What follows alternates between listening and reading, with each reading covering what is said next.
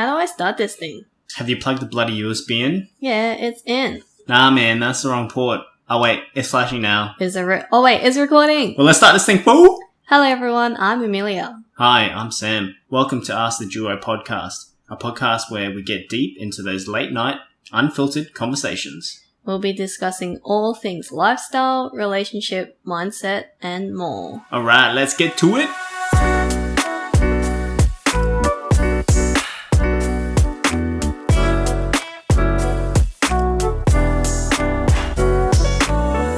Hello, welcome back. Welcome back. Beautiful Sunday.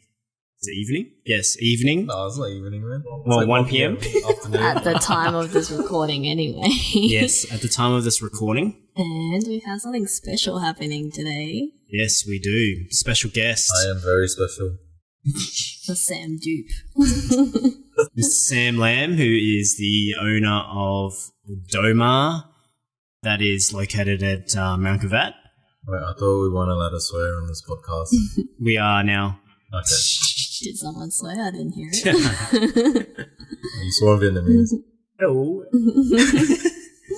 Yeah, well, we have our first guest, and we're going to get him to talk about his business, Domar. So, did you want to give a little introduction about your business and how it all came about? Hey guys, I make donuts and we sell donuts. Yeah, that's the business. How did it all come about? Like, what made you want to start a donut business? It was something that we thought was missing in Brisbane at the time. And yeah, so we went ahead and did it, and it took off pretty well. And then yeah. That's how it started. And the name. Yeah, how'd you get that name? I was working with my partner's brother, and we were just thinking about business names for our next venture. And the Vietnamese baker, I think he burnt himself, and he said Domar. And then we're like, oh fuck, you're a genius. And that's how it started. Like a light bulb just popped in your head, and you're like, yeah. oh. No, we were actually thinking about names. Yeah. Like at the same time. At the same time, and then he burnt himself. And you're like, thank you. Yeah. No, he says it a lot. Yeah. It's just like, we thought it was a funny pun. Yeah, so for those who don't actually know what Domar actually means, it's actually is it underlying message or different? Oh, it's a straight up F. Fun. Yeah. Yeah. Can you explain it a little bit, like where it's from or like the language behind it? Oh, it's just In Viet, right? In Vietnamese, yeah, but people can say it, not the director, but I can just generally say it. So if you travel to Vietnam, you just hear people say it all the time. Yeah. If they do something wrong, it's like PK. Yeah. Kind of. And I think it actually ended up on Southern Trace too. Yeah. Someone took a picture of the shop, I think, on the first day we opened or something. Yeah. And posted. Oh no, before we opened. Yeah. They posted it on Subtle Asian Trades. Yeah. Where you're like, whoa. Yeah, it was pretty funny. Yeah, so how long have you had this business for now? Just under 2 years. Yeah. So next month will be 2 years. End of next month. Yeah, and tell us a little bit about the journey from when you started to like how it's running now. Yeah, at the start it was it's pretty hard at the start. Very hard actually. I didn't plan for it to blow up so quickly. Yeah. Yeah, I thought it would just be like nice and chilled and then slowly, gradually build. But yeah, it blew up at the start and yeah. And it was also during COVID, like peak COVID. Peak COVID. We had to delay it for a while because we were meant to. I signed the contracts and stuff, but then I kept delaying it with the landlord for the opening. Also building and the fit out was delayed as well. A lot of the stuff was from Melbourne. Yeah. And they were short on a lot of suppliers. That was the time when Bunnings ran out of a lot of shit. Yeah. Like they were actually emptied Shit. out by tradies. Yeah. So a lot of the stuff was like very delayed. So we opened up. We set a date for opening, a grand opening. And I basically got the last paperwork to get signed off by the council that afternoon right before they were closing. Wow. Yeah. Shit. Yeah. Were That was you nuts. were you worried about like your customers because you told them that you had a set date for opening? Were you worried that you kept pushing it back? Like, was it We didn't push it back. Like, that's the thing. We kept. yeah. We kept with the date. Nice. Yeah. That would have been stressful. Yeah, it was nuts. Yeah. What was it like opening a business during COVID though? Shit. No. Straight up. We designed it around COVID, so our place is basically like a takeaway dessert shop. Yeah. Yeah, where you just come, you see what you want at the front, grab what you want, and just leave. Yeah, so you leave no traces of COVID around. Yeah, I think also just being like desserts and stuff, it's easy to just simple, buy it and take it away. Yeah, very simple design and concept. So usually when you run a business, there might be like challenges that you didn't foresee happening, like aside from the COVID and signing the lease and all that. Was there another challenge that you kind of didn't think would pop up during the whole time running this Domar shop? At the start, I ordered some equipment, obviously way before opening date, and it never came on time because of COVID. Yeah. And one of our main machines is a mixer for mixing all custards and creams and stuff. Yeah. And that was from Sydney as well. And the delivery company, Toll, they didn't fucking deliver it to me because they said our shop didn't exist. Oh, yeah. But we took over a pre-existing shop space, so the address is there. Yeah. And the truck driver was too lazy or some shit. Like they didn't want to come in the complex or something. Yeah, they said we didn't exist. Yeah. Even though there was like, you can tell we were there. Good old trusty Australian delivery company. Yeah, so we had to rock up. Oh, well, I had to chase them up multiple times, call them on the phone. They did nothing about it. So I just, one day, I think it was like 3 days before opening. I just drove to their fucking warehouse. Talked to the guy at the front, the security guy at the front. He said he couldn't do anything about it. I ended up bribing him with donuts on our opening day. Did you actually? I did, yeah. And then he called his manager. His manager came out and, bribed him too as well. And then he got a forklift. He popped this 350 kilo mixer into the back of my car at the time, which was the Pulsar. Gee. Did it like sink to the ground? It did. The back was oh my god, sagging. Yeah, that was a good ass car though. Yeah. But how did the conversation go when you were bribing them? Like, I was just like, dude, you've tried to deliver my package or my mixer, but you never actually came. Like the truck driver never came. Really? And I was like, yeah, what's up with that? I know it's in here. Can you do anything about it? I have a shop opening and I really need to start making my shit. And I'm not going to make it by hand. Yeah. Yeah, it's too much. Yeah. And he's like, he was actually a really nice guy. Like a big, imagine a 2 meter tall, big guy. Yeah. Like roided dude. Shit. And, and he's like, oh, okay. He had sympathy and then he's like, oh, I'll see what I can do and stuff. At the start, he was like, oh, yeah, just leave. You can't park here and stuff. And I was like, yeah, I'm not leaving until I get my shit. Like, I know it's in there. Yeah. And then he's like, yeah, I talked to him a bit more. And then, he just ended up calling his manager. His manager came. And the manager's like, I've seen your package. Like, your box is like in a crate. It's pretty big. And he's like, yeah, I've seen it. It's just been sitting there. Like, I don't know what they're doing with it. And I was like, yeah, it's right there. Yeah. I'm like, can't you just like let me, I'll carry that shit if I have to and put it in my car myself if I have to. Desperation. Yeah. And then, ended up, I was like, if you can help me out, I'll help you guys out with some donuts and shit when we open. I was like, okay, deal. So he got one of his forklift guys to drive it out, pop it in my car. And that was it. That's pretty good because most people don't conform to just giving them like food. Yeah. Most people would just be like, fuck I can't give up with that shit. I need that shit. Yeah. I know where it is. Like, you're not going to stop me from not taking my shit. Yeah. Yeah. And then I still had to pay they still got paid like $200 something for freight. Shit. They never delivered. Well, they did deliver from Sydney to Brisbane, but that's about it. Yeah. Not to my door. So. Yeah. Fuckers.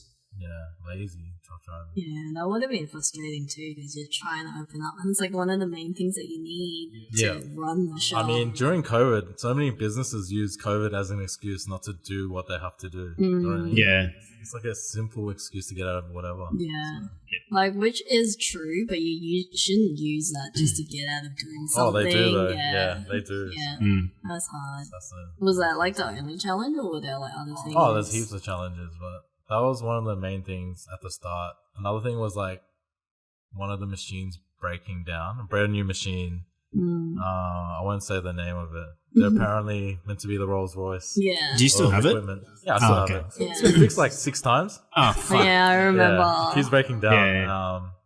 Imagine an 80 grand machine breaking down within the first 3-day week. Yeah.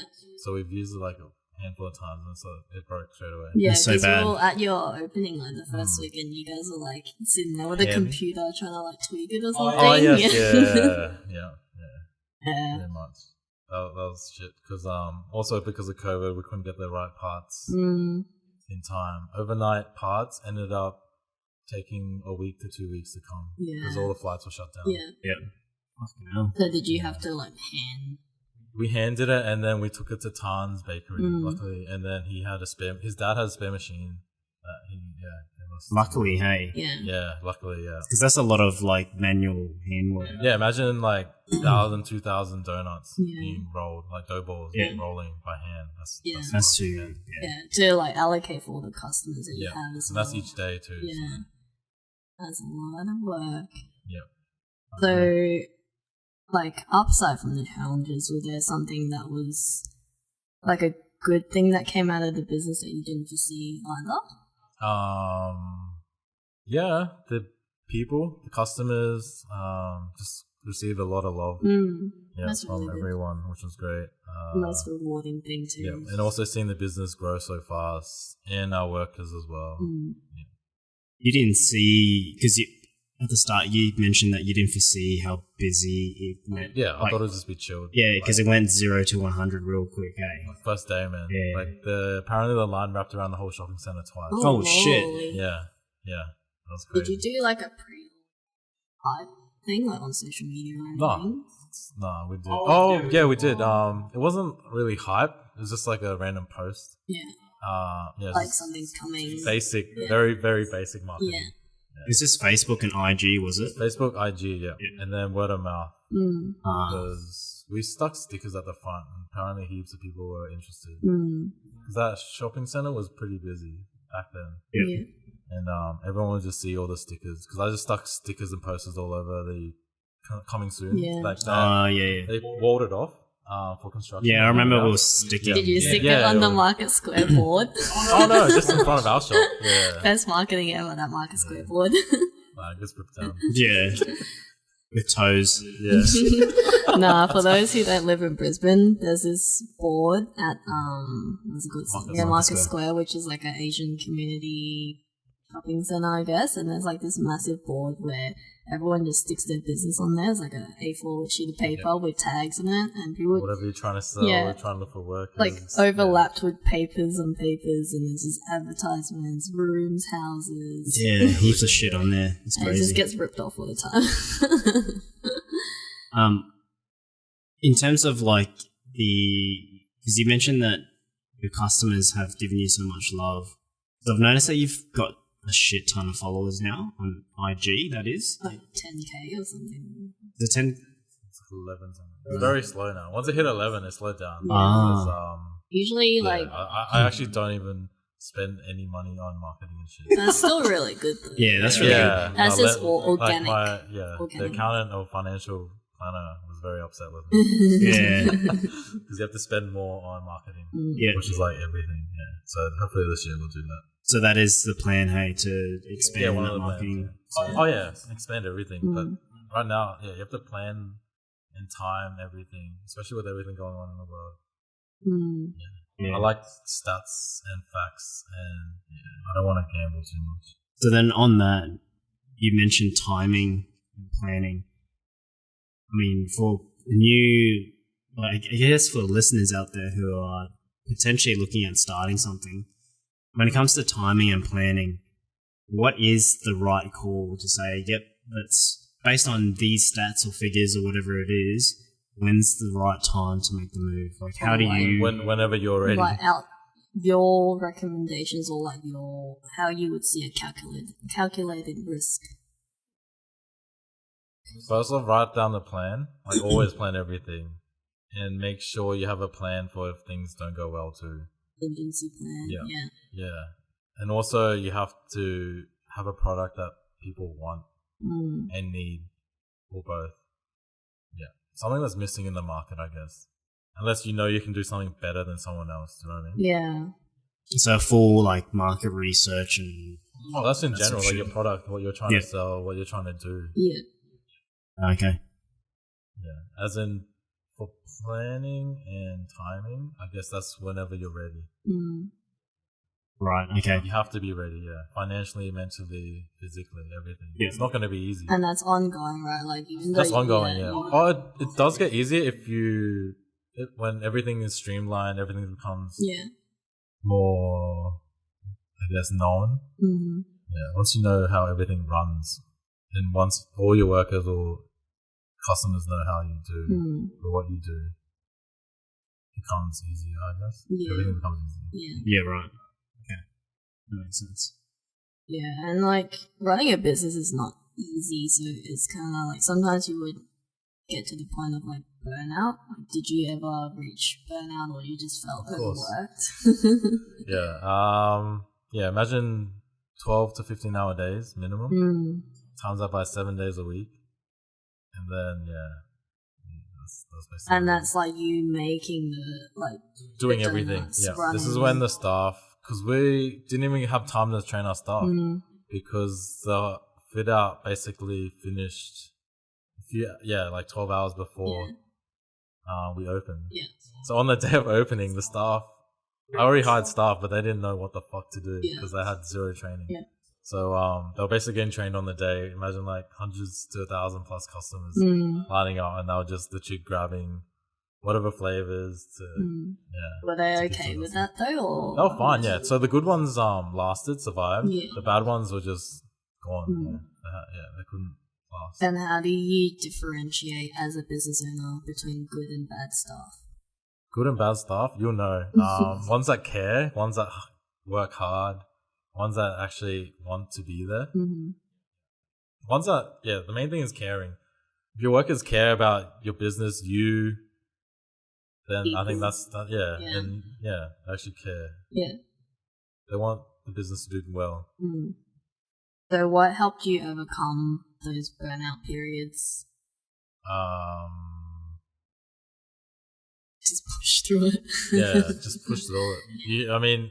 It's your business. You have to do whatever it takes to survive. And you want to keep that good name up. So you have to do whatever.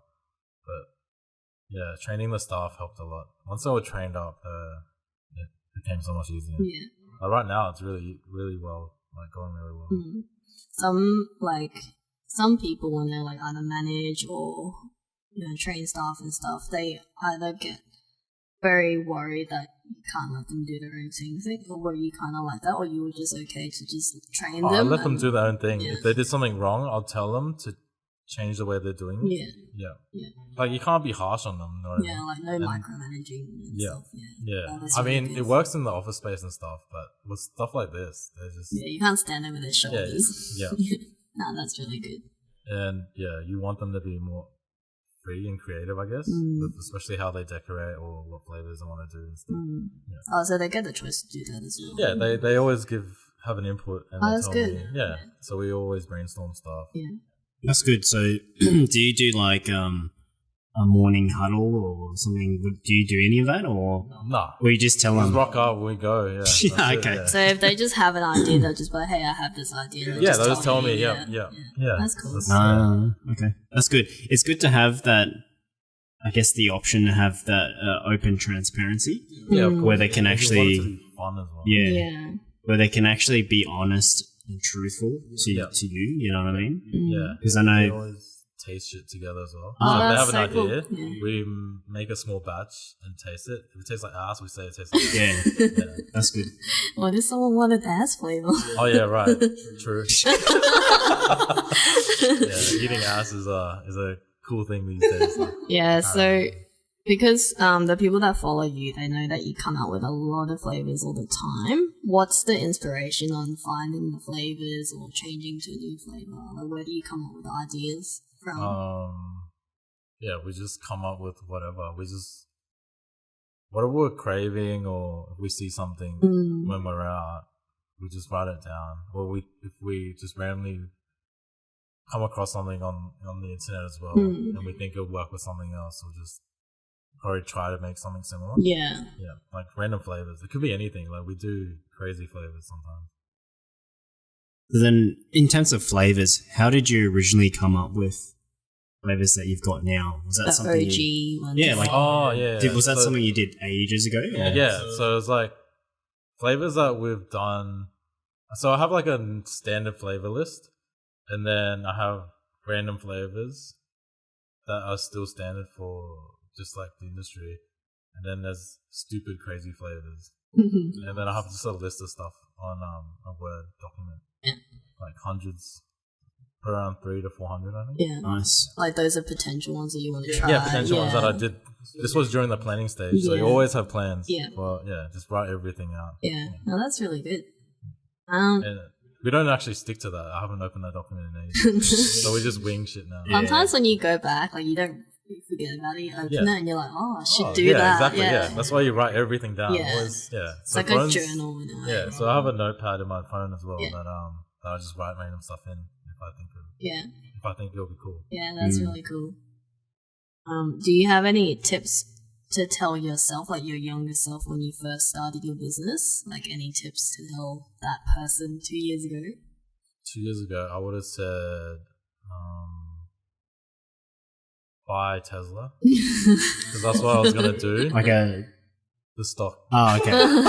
Yeah. So if I didn't invest in this business, I would have bought Tesla stock, and it would have 10 times now. Yep.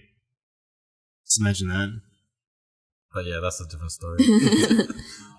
So I would have told myself to maybe double check all the equipment, like get all the equipment way before, and also have the shop fitted out way before. But none of those things you can control. Yeah. You know what I mean? That's true.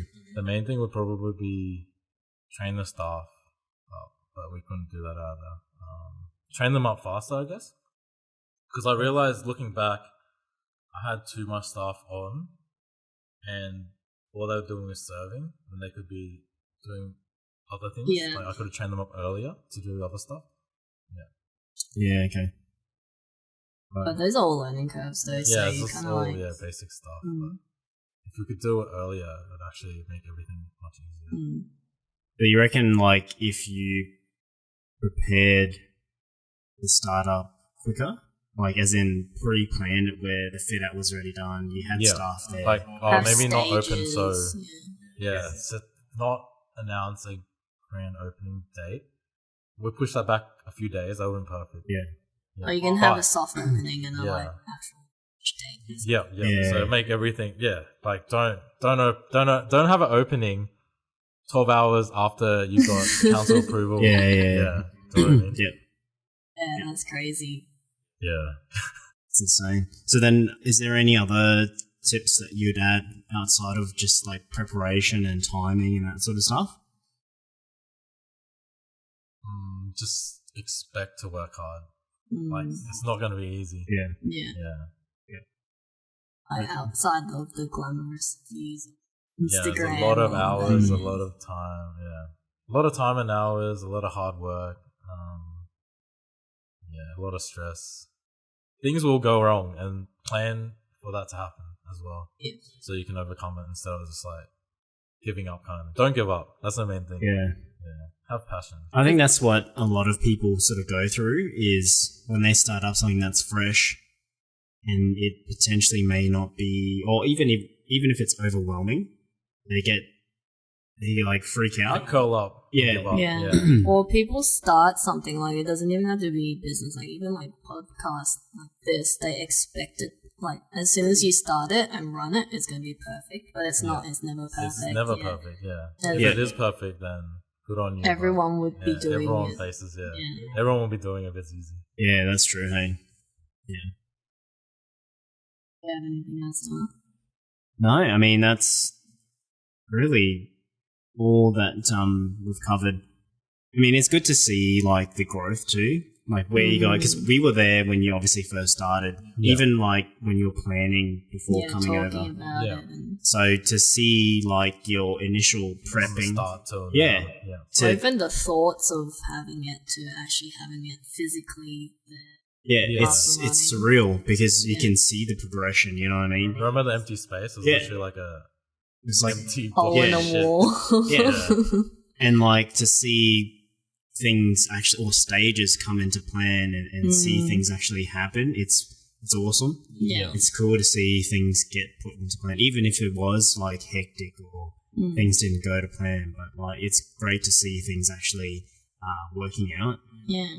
So It should be good. I think we'll expand soon too. We're meant to expand as well, but COVID, floods, interest rates going up, basically the recession, everything's gone to shit. So we're meant to expand, like. We'll be expecting more Doma shops. Yeah, pretty much. That's cool. So I guess to finish it off, just what's your Instagram and your Facebook, just so the listeners can. Doma, DOUGH space MA. Just Google us and you'll find us. Don't type in DU space MA. That's a different thing.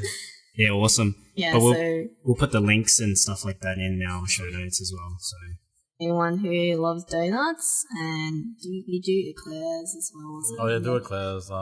Sometimes a few. Yeah, we whenever I'm not lazy, we can do whatever. Yeah. But the main place to keep up with what you're serving during the day or that week is just checking out your Instagram, right? Instagram, Facebook. Every day or two we'll post something. And they have giveaways every now and then too, so make sure you check out those. Yeah. And thank you for coming. Yeah, thanks for coming. It's been really good. Thanks for having me. And insightful. Yeah.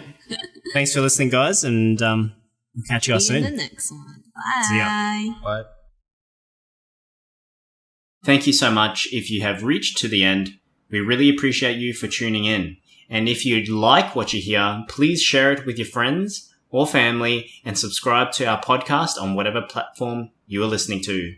Make sure you share any topics you'd like us to cover or questions you might have to our Instagram. Slide it into our DMs. Bigger.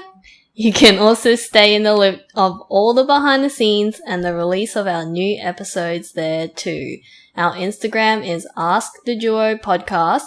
That's AskTheDuo